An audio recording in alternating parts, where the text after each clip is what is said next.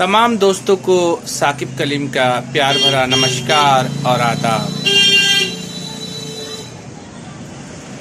آج میں آپ احباب کی خدمت میں نئے عنوان کے ساتھ حاضر ہوا ہوں۔ امید ہے کہ آپ احباب کو میری بات اچھی لگے گی اور اس پر غور کرنے کی کوشش کریں گے۔ عنوان یہ ہے، گھروں کو اسکول اور مدرسہ بنائیں۔ آثار بتا رہے ہیں کہ عصری اور دینی تعلیم گاہوں کا مستقبل خطرے میں ہے۔ وہاں اب تعلیم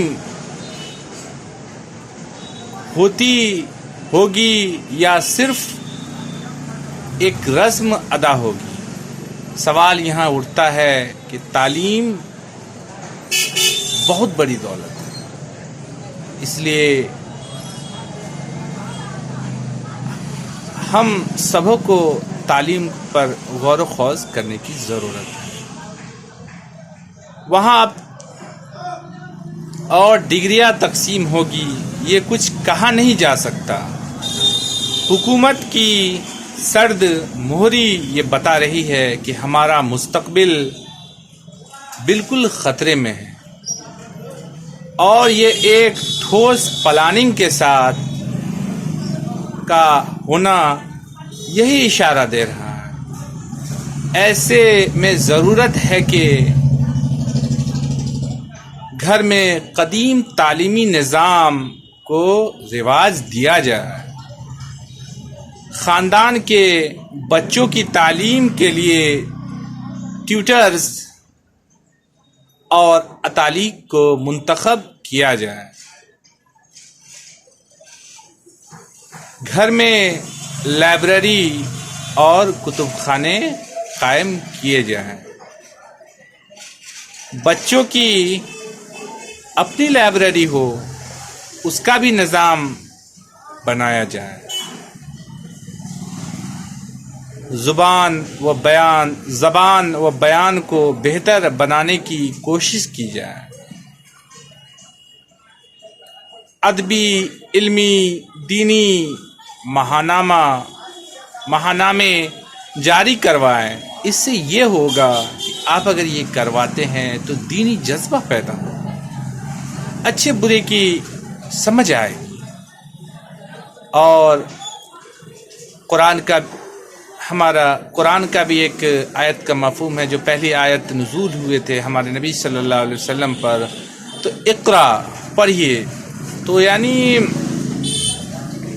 تعلیم کا کتنا بڑا مہتو ہے، تعلیم کا کتنا بڑا معیار ہے۔ کہتے ہیں نا، کمزور جو رہو گے بنیاد سے کیا ہوگا، کمزور جو رہو گے بنیاد سے کیا ہوگا، کچھ کر کے دکھاؤ فریاد سے کیا ہوگا۔ تعلیم ہی قوموں کی معیار بتاتی ہے، تعلیم ہی نہیں ہوگی تو تعداد سے کیا ہوگا۔ اس لیے مجھے کوشش کرنی چاہیے کہ ادبی، علمی، دینی ماہنامے جاری کروائیں۔ افسوس کہ آج گھر میں آشائش کی ساری چیزیں موجود ہیں، فرنیچر اور آلات و اسباب کی کمی نہیں ہے، لیکن اگر کسی چیز کی کمی ہے تو وہ کتابیں اور وسائل علم ہے۔ یہاں غور کرنے کی بات ہے۔ سمجھدار انسان ہوگا وہی ہوگا جس کے پاس کچھ نہ کچھ علم ہوگا۔ اس لیے ہمارے دانشور حضرات سے گزارش ہے کہ آپ علم پر توجہ دیں، آدھی روٹی کھائیں، لیکن اپنے بچوں کو زیادہ سے زیادہ تعلیم دلوائیں۔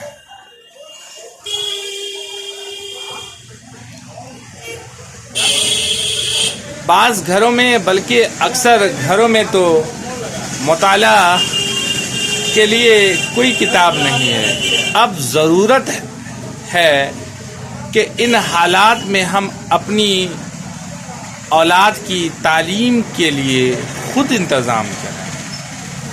ان کے لیے اطالیق اور اساتذہ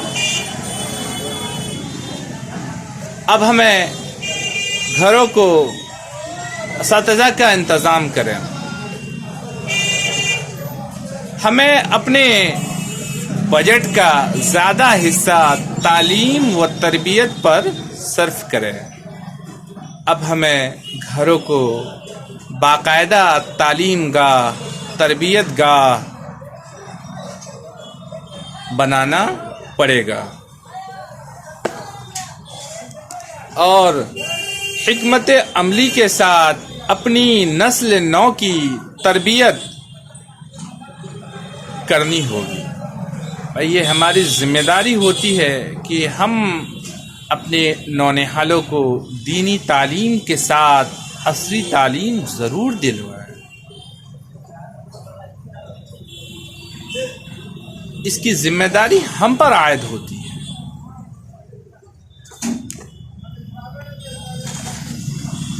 اور ان کو تعلیم کے میدان میں آگے بڑھانا ہوگا. اگر آپ اس بات کو تسلیم کرتے ہیں، ایکسیپٹ کرتے ہیں، قبول کرتے ہیں، تو آج ہی سے میری یہ بات کو عملی کوشش شروع کر دیں. اس سے ہمارے نونہالوں کا مستقبل بھی سنور جائے گا. ہمارے سماج، ہمارے قوم میں ایک سے ایک اچھے ڈاکٹر بنیں گے، آفیسر بنیں گے، عالم بنیں گے، مفتی بنیں گے، قاضی بنیں گے، قاری بنیں گے. اس سے سماجی نو کی تشکیل ہوگی. آپ کا بھائی ثاقب کلیم، بہت بہت شکریہ.